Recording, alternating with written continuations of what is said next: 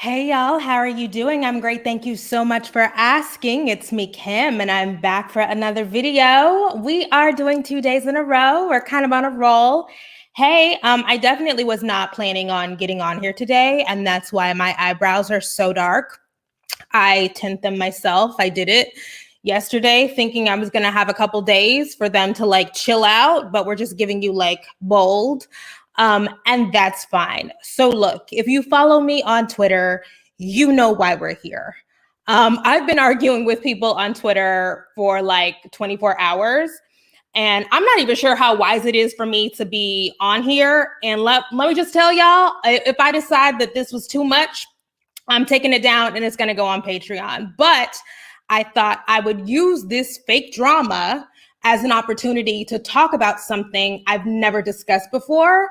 And I found it to be really shameful and embarrassing. But now the door is ajar. So we're just going to walk through the door. And hopefully, if you can relate to what I'm talking about, you can feel less lonely and less shitty and a little bit better about yourself. So, my father died in 2009, and he was a hoarder. And he wouldn't describe himself as a hoarder because, like, hoarders don't describe themselves as hoarders. But I have very vivid memories from childhood of just stuff like stacked up in his home, and his home being incredibly messy, just gross, like boxes and magazines and papers and just chaos in his home. And when I was a kid, I never thought anything of it. I just thought, oh, that's how my dad is. And my dad's house is just different from mom's house. And he's just, all over the place and he's eccentric and all that. But now that I'm older, I can recognize it for what it was. And from the time I was really young, I've had similar difficulties keeping things organized. Like, I literally couldn't. I had an incredibly messy room all the time. Then I got old enough to go to school and I had an incredibly messy backpack. And then I got old enough to drive and I had an incredibly messy car. I couldn't give people rides because it was so gross and embarrassing. Couldn't really invite people over because it was so gross and embarrassing. My mom was yelling at me all the time, right? Like, she yelled at me and spanked me, and it didn't matter how much she did it. Like, I would try to explain to her, like, do you think I like this? Like, do you think I like this chaos? Do you think I like this mess? Do you think I like you yelling at me all the time? Like, if I could change it, I would. Like, I literally remember telling her one time, like, breaking down crying, like, I need help. I can't do this. Like, I don't want to be this way. But of course, I never got that help because there was an assumption that I was choosing it, that I was being willfully defiant, that I was being obstinate, that I was trying to exercise my power by refusing to clean up, that I had the natural capacity to do it and I just wasn't doing. And it's not that. And it's never been that. And then, of course, there's the gendered piece of, like, the way that I was shamed for just living in chaos all the time, because there is this idea, right? And this is why I'm such a good feminist, because I'm such a bad woman, right? There's this idea that if you're a girl, that if you're a woman, that you're naturally tidy, that women just want things to be neat and clean, and we organize all the time and we pick up after, and like, that is just a part of our natural orientation in the world. And we are disgusted by mess, and it's only boys and men who are dirty and girls do the cleaning. And I just never, I always failed at that. I'm a slob, right? And so as I've moved through life, literally nobody can believe how messy I am, because on the outside, I seem like a competent person and like maybe put together. And as I became older and made friends, right, like, that was the joke. Like, oh, Kim is like, you're never going to believe how messy Kim is. Like, you're never going to believe, like, it was just like a thing because I'm so goal oriented and focused. Like, people assume that I'm type A everywhere, right? Like there's this like this aphorism that like floats around, like how you do one thing is how you do everything. And I've always just deeply rejected it because it's like, that ain't true for me, right? Like there are areas of my life that are just chaos and a mess all the time, but I can show up here and be great, or I can, in like the very narrow area where I'm just exceptional at, like I can be great at that, but everything else can be in disarray. And that is how I've lived my life, right? And that's embarrassing. And as I became an adult, right, like I had a messy home, right? Or like I went off to college and I lived in a suite with my friends, and I had to like try to like contain it, but I could never quite contain it. Like I was always by far the messiest person, the junkiest person. My mom would come visit and she would scold me and be like, you're not embarrassed by this? Like she would be embarrassed because there was so much mess, like all the time. And I was like, I don't want to be like this, right? And so then I got older and became an adult and had to live alone.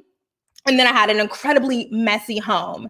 And for me, it's like the anxiety of like, how do I even get started, right? Like the mess happens. And even right now, my car is not looking great, right?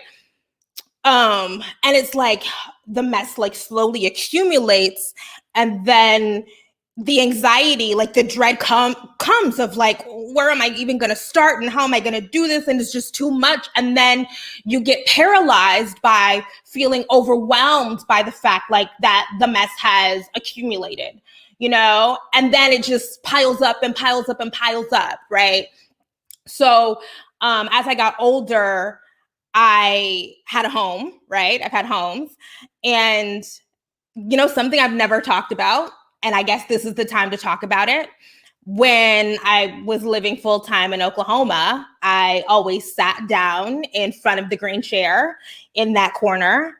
And I sat down in front of the green chair in that corner because the rest of my apartment was in complete disarray.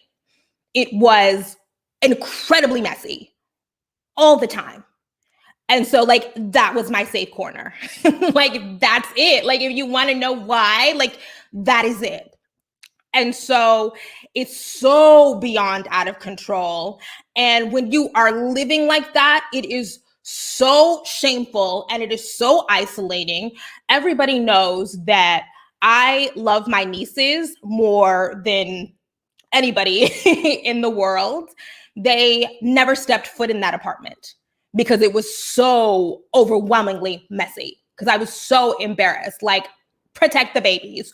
You know, I didn't want to be out here the way that I was when I was a kid, when I would go to my dad's house. And so they've never seen the inside of it, right? Like, that's how bad it was. And that's why I have 2 apartments. I still have that apartment in Oklahoma because it's going to take a lot for me to get it together, to get it in shape, for me to completely move out. And that's really hard, like nearly impossible to organize safely in a pandemic. And that is the truth. And so I often make jokes, you know, about how, oh, I'm just like, I'm so lazy, you know, like I'm lazy. Like, I can't believe I'm so lazy. But like, I say that to mask the fact that I am often suffering from crippling anxiety where I can't even start, you know, like, where do I even begin? Like, how can I even begin to start a script? How can I even begin to clean out the car? How can I even begin, right? And it wasn't until I was diagnosed with adult ADHD recently where I was talking to a therapist about this. And then I've connected with other people with adult ADHD and like going through my experiences of why can I not get this under control? Like, what is happening? Like, Kimberly achieves things. Like, you know, I do things, I complete things. Why is this area of my life so incredibly chaotic? When I realized, oh, that stuff is connected. And that's why I am who I am. And I have seriously recently even considered getting on Ritalin to try to rectify some of the focus issues that I have, some of the anxiety issues that I have. And, you know, I was talking to somebody last year who's like, Ritalin changed my life. Like, you have to do this. And I've opted not to do that because I am afraid of becoming addicted. So I have decided to put in place mechanisms to kind of offset some of that paralysis that I feel operate like as I move through life, right? Like my anxiety all the time is at 9. You know, and you know, pharmaceuticals and all that. So now how am I here? So when I moved to Dallas to be closer to my family because of the pandemic, I decided that I was never going to live here the way that I lived there. That I was never going to get to a point where the stuff piled up and piled up and piled up, and I was so ashamed and so isolated, and nobody could ever see my home and nobody could ever come over because the stuff was so piled up. I was never going to do that. So I said, okay, how are we going to do this? I decided that I was going to invest in having somebody on a set schedule come in and clean my home.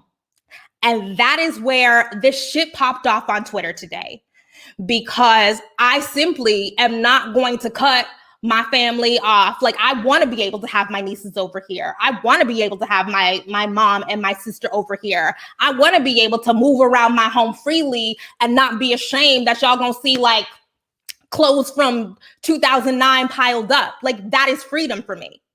And so I've decided to invest in that. And I decided months ago, like I moved in June or whatever, and I knew I needed to find somebody, and I kept putting it off, and I kept putting it off, and I kept putting it off because, you know, I'm a procrastinator, or not a procrastinator, but it's the anxiety, right? Like, it's the dread, and the dread was building up. And it wasn't until, you know, I order a lot of food. It wasn't until I ordered Postmates, and in one of my Postmates deliveries, there was a card for a man who was a housekeeper. And I thought, oh, shoot, like, this is it. Like, this is the sign. Like, I'm going to reach out to this person. I texted him, I booked him. I had no idea when I booked him how much he was going to charge. All I knew was I need somebody to come in here and help me organize this stuff so I do not fall into the kind of disarray that I've been living in since I've had that apartment for the past 5 years. Like, that cannot happen here. I just need to live a different life. And yes, I am incredibly privileged that after I've recognized the fact that stuff spirals out of control, that I have the resources to say, okay, we can't do that again. Let me reach out to Brandon and have him come in here. But that is why I have somebody come in and clean my home, right? And I just was like, whatever he charges, it's fine. And that began our relationship, I don't know, 4 or 5 months ago. And he is excellent. He's excellent. And I have no shame about having him come in here, because I am never, ever going to go back to living like that. Ever. I am never going to live the way that I saw my father live. Ever. So that's also why at this point, I am very careful about the stuff that I buy. That's, if you follow me on Instagram, there's like a little, brouhaha over Christmas, because I told my mom and my sister that I don't want anything for Christmas. Do not buy me anything. I do not want any more stuff. I don't want any more stuff because I understand that for me, stuff is a trap. Stuff accumulates, stuff piles up. I don't know what to do with it. It causes me enormous anxiety. That's why I say, people were like, you're so spoiled. Like they just got you something. And I'm like, you don't understand. There is a reason why I'm rejecting the accumulation of more stuff, because I'm not going to go back to doing that. And, I've watched, the Hoarder show. And it's so funny, right? You watch Hoarders, normal people watch Hoarders, and they're like horrified. Like, how can it get that bad? Like, I don't understand how it could get that bad. Like, who can live like that? And I see that stuff and I'm like, I understand perfectly how it can get that bad. I mean, I don't have dead cats, in my other apartment, but it's not good. It's not good. I get it. So, we'll get into that. So I hired Brandon, right? And he comes and he cleans up and he does a spectacular job. And the critique is that I should not have a housekeeper because we're in a pandemic. And okay, but he advertised to me in a pandemic. Also, we don't even interact. I leave the door open, like he just walks on in. But also, COVID is not transferred via surfaces the way that like a lot of us were told at the beginning of the pandemic. Now we have a lot better information about it, according to the World Health Organization, according to the CDC. COVID is airborne. It is transmitted person to person via droplets. So I am not passing it to him because he cleans the bathtub or whatever, and he's not passing it to me. Like, that's not a thing. And so I thought, now that that has been explained, let's talk about the drama. We're going to do a little screen share.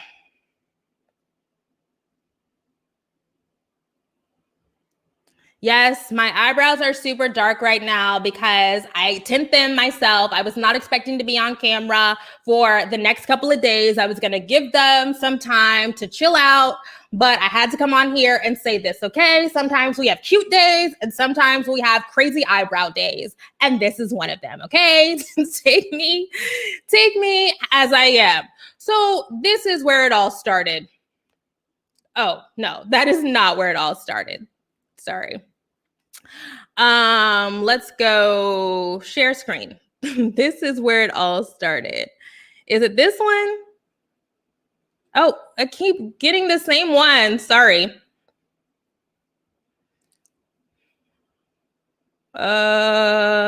This? Oh gosh. Sorry, we're having technical difficulties. I guess I didn't put it in order. What the heck? Okay, now we just have to, let me find it. Okay. Stop, share screen.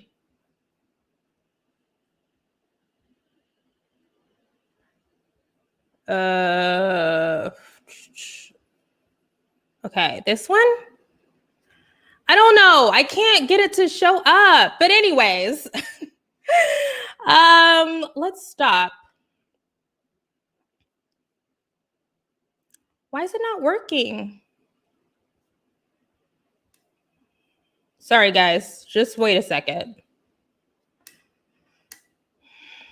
Anyways, I tweeted some, self-deprecating thing. I don't know why it's not showing up.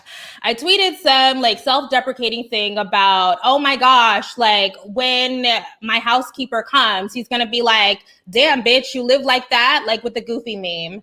And like just tweeting a mundane detail about my life the way that I always tweet it.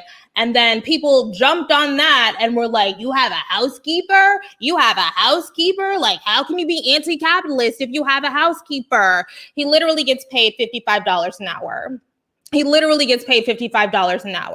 And then somebody was like, who cares? Like, I have this tweet. Let's find it. Oh, this is it. This is the original. The housekeeper when he comes to my apartment tomorrow. Right? That's the first one. Okay, let's close that. And then the next tweet. Oh God, why am I failing so hard at this? I did so well yesterday. Okay. So I responded to somebody who was like housekeeper by saying, Yeah, I have a housekeeper. He gets paid $55 an hour. I have no shame about that. And then somebody quote tweeted that tweet and said, quote tweeting a small account of a Black trans person to thousands of followers to defend slavery. Slavery? Wait a second. Slavery? Okay, now this is where I understand that people come at me crazy because they think that I have a lot of power and they think that I have a lot of money, and I am comfortable, but like the kind of Black American comfortable that can be easily undone if something bad happens to me or somebody in my immediate family. But that is not a reasonable response. Like that is a completely incommensurate response to what I tweeted. And then people were like, yeah, that's slavery, because where do you think the idea of somebody coming into your home and doing your daily tasks came from? Not chattel slavery. Not chattel slavery. What are y'all talking about? This makes no sense. And then somebody else was like, well, able-bodied people should never hire housekeepers. Y'all don't know what my body can do.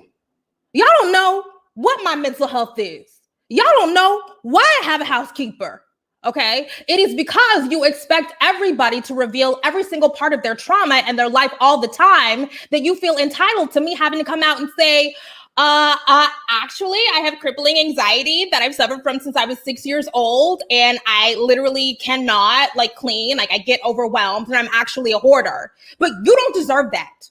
You are not entitled to that. And people feel, and I understand that as a person who has this platform, who shares a lot, right? Who is often vulnerable in public, that people think that I owe that to them. I actually don't. Mind your fucking business. But also, people find domestic work particularly demeaning. And that is what comes out when I talked about hiring somebody to come in here and clean up once every 2 weeks, because it is gendered work. And I will die on that hill, but I'm not the first person to talk about how people find domestic work to be particularly demeaning because it's gendered work, right? Socialist feminists have been saying that forever.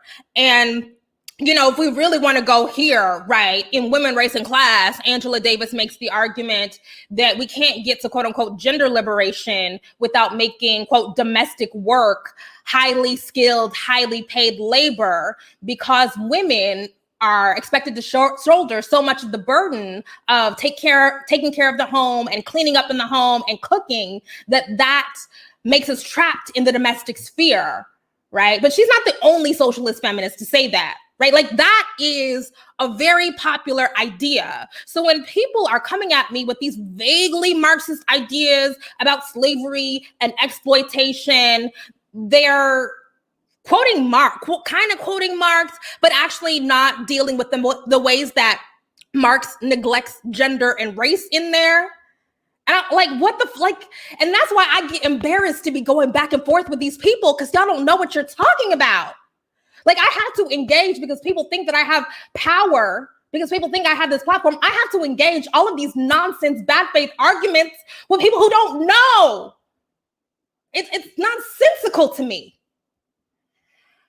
And so it's difficult to stomach. The argument is that nobody should ever pay for domestic labor, ever. And the argument is ostensibly that domestic labor should continue to be the unpaid labor disproportionately that falls on the shoulder of women and the most marginalized people. I just disagree with that. That's where that argument leads. I disagree with that. And sure, it's hard work for sure, but the argument that people were lobbing at me was not that it's hard work. They were saying that it's demeaning work. And I'm like, why is that more demeaning than working at an Amazon warehouse or being a tenant farmer or working at McDonald's or on a construction site or a grocery store or a coal mine? Those are difficult jobs, hard jobs, I guess medium paid jobs, But why is this worse, right? Cleaning a home is more demeaning and backbreaking than paving a road. Why is that?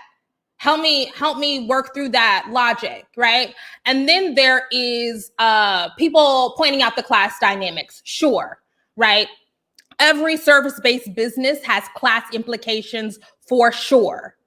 But why is having someone come into my home and perform this service different from getting your hair done or your nails done or getting a facial or getting waxed or getting served at a restaurant or getting food delivered to your house via Instacart or shipped or Postmates or getting your dry, like, I don't understand. Now, I do agree with the idea that all of those people, right, the people who undergird the gig economy deserve a livable wage and that they deserve access to healthcare and that they deserve pensions. But when y'all engage in that stuff, are you asking all of the people who participate in the gig economy how many hours a week they work?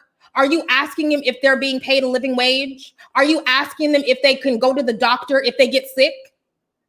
That kind of shit is directed at me simply because people think I should take it, that I can take it, and I can take it. But I'm not going to take it lying down. I'm not going to take it without pointing out the bullshit of that.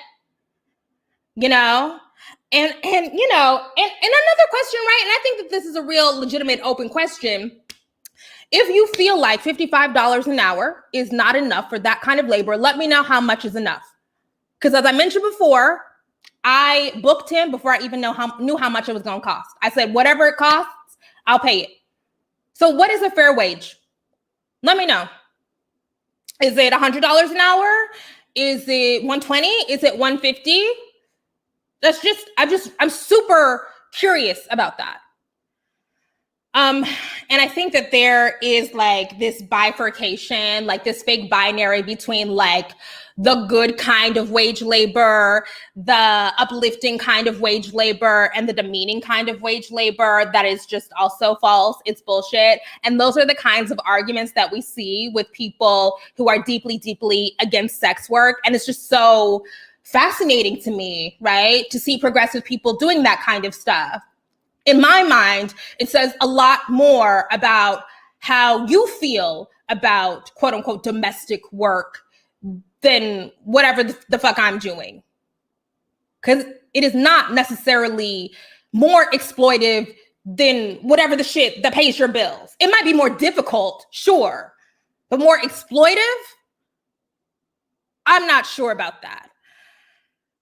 All right. Another thing is, right, so when people are lobbing these critiques at me, there is an assumption about not just my current class position, but also about everything that I've experienced in life. And something that I've never talked about here is I spent years working minimum wage, very difficult jobs, retail jobs. The hardest job I ever worked was unpacking boxes at Ross. At one point, I had 3 minimum wage jobs at a time. Now, that was only 2 years of my life, right? And again, I'm incredibly fortunate that that was only 2 years of my life where I could do that for that time and then say, okay, wait, I need to find a pathway out of this and have that pathway be open to me. But the idea that I don't understand at all what it means to be exploited for minimum wage, that I have never done hard work, is false. It is not true. It's bullshit. And that's the bullshit that people project onto me simply because they don't like me. Simply because you don't fuck with me. And that is fucking, like, let me just tell you, I'm not for everybody. I understand. People find me to be annoying. I am grating. You don't like my politics. You think I'm a capitalist. That's fine. I'm wrong sometimes. Sometimes I deserve to be dragged. But let me earn that shit. Don't just be out here projecting all that shit onto me because you mad at me today. That's what people do to me all the fucking time on Twitter. And I am not going to pretend like that is not happening. And I said this on Twitter. Look, you know, y'all expect me to go high. Y'all are expecting me to be Michelle Obama because I have a lot of followers. And that's not how it's going to be. If you come at me crazy, I'm coming at you crazy back. That's how it's going to be. And then you can play the victim and say, I'm sticking my followers on you or whatever. But you set the terms of engagement. So that's what you're going to get. So anyways, I wouldn't want to be a housekeeper. Sure. There is no job that I would want to do. That's why I do this. Okay. No matter how cushy you think your job is, it is not a good job to me. That's why I do this. Capitalism requires exploitation of all of us. Capitalism requires all of us to participate in it. It requires all of us to be hypocrites, even if you yourself do not have access to the means of capital. But what I do absolutely have to own as somebody who has class privilege is the way that I play into it. The extent to which I'm a hypocrite, the extent to which I participate in marginalization and exploitation, which I have enormous control over. But this is not an example of something where I am excessively exploiting. Like, it's just not. It's just not. And I'm not going to own that. Saying it's akin to slavery. And again, I can be wrong. I have been wrong. But people were just digging. They're fishing, right? And because I'm at a point where people who don't like me can try to use progressive politics, can try to use Marxism and socialism and feminism and use the jargon to come at me, they make shit up. They root it in bullshit. But I'm trying to be self-reflective. So I thought, okay, how can I change, right? Like, what part of my behavior contributed to this fallout? One is I said the last time I got in it with the anonymous trolls, by the way, the vast majority of these people are anonymous, do not have real pictures up, do not have real profiles. There's no way to track them. And people get real bold when they're anonymous. We know that on the internet. So I said last time when this happened with the transphobic trolls that I was not going to engage, and I did engage, and I hate that I engaged. I was unable to exercise self-restraint today, and I hate that. But also, I do need to be more conscientious of the fact that this is a pandemic and millions of people in the United States are suffering, and that millions of people in this country are living lives of precarity. So the way that I talk about my class privilege, I need to adjust that. The way that I publicly navigate it, I need to adjust that to be more sensitive. Sure, absolutely, I can do that. So that's it. And also, I just need to toughen up. Toughen up, Buttercup, right? You dish it, so you should be able to take it. But I'm sensitive about my shit. That's all I have to say about that, you guys. I hope that if you experience similar kinds of anxiety, if you have similar kinds of problems, that, I don't know, this made you feel less lonely, less alone. Because I'm still out here struggling with it every day. I still have enormous fear and anxiety that I'm going to fall back into those exact same patterns all the time. I really am scared that I have a hold on it now, and in 6 months or a year, like, I'll be living in my dad's house again. And I don't want that to happen. So that's all I have. I don't know if this is going to stay up. I don't know, but that's it. What I wanted to say was, oh my gosh, yesterday there was new merch. This is the Black Women Aren't Here to Save You merch. So many people freaking bought this shirt. Shout out to y'all. I appreciate y'all so much. Shout out to the patrons. Shout out to the members. I was supposed to be using this time to edit the podcast off camera where you wouldn't be able to see my super dark eyebrows. But I decided to come on here and discuss this anyway. Thank y'all for being here. Thanks to everybody who reached out to me publicly and privately. I've gotten a lot of great feedback. I appreciate y'all enormously. And again, I am going to fuck up.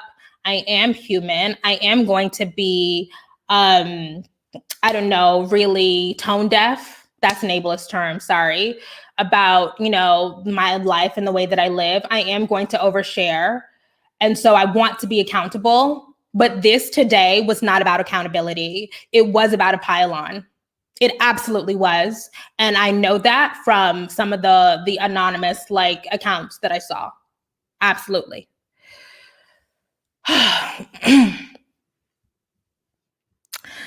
That's it.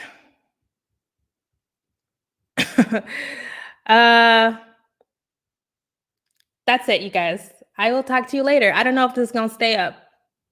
Bye. Oh, I didn't do it. Bye.